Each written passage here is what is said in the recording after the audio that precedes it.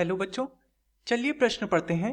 प्रश्न दिया है, प्लेग का टीका डैश वैज्ञानिक द्वारा विकसित किया गया था। अर्थात इस प्रश्न में हमें रिक्त स्थान भरना है कि किस वैज्ञानिक द्वारा प्लेग का टीका विकसित किया गया था। तो इस प्रश्न की जो मुख्य अवधारणा है, मुख्य अवधारणा,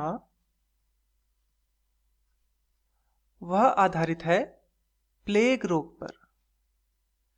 तो प्लेग एक समय पर विश्व में महामारी का रूप ले चुका था और इससे काफी बड़ी जनसंख्या प्रभावित हुई थी। तो ये जो प्लेग रोग है, इसके बारे में चलिए समझते हैं। तो यह रोग चूहों द्वारा अथवा इसी प्रकार के चूहों के समान जो अन्य कृंतक जंतु होते हैं, उनके द्वारा यह रोग फैलता है। अन्य कृंतक द्वारा इस रोग को ताउन या फिर ब्लैक डेथ भी कहा जाता है। ब्लैक डेथ,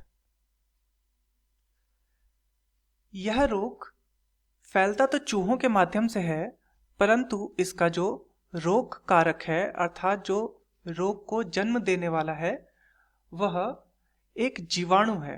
अर्थात प्लेग एक जीवाणु से होने वाला रोग है और उस जीवाणु का नाम है पास्चुरेला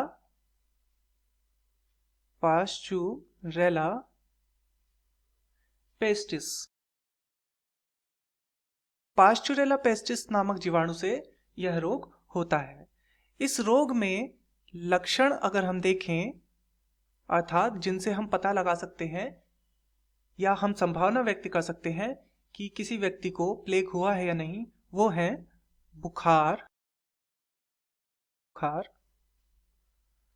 लसिका ग्रंथि का सूज जाना या फिर निमोनिया आदि।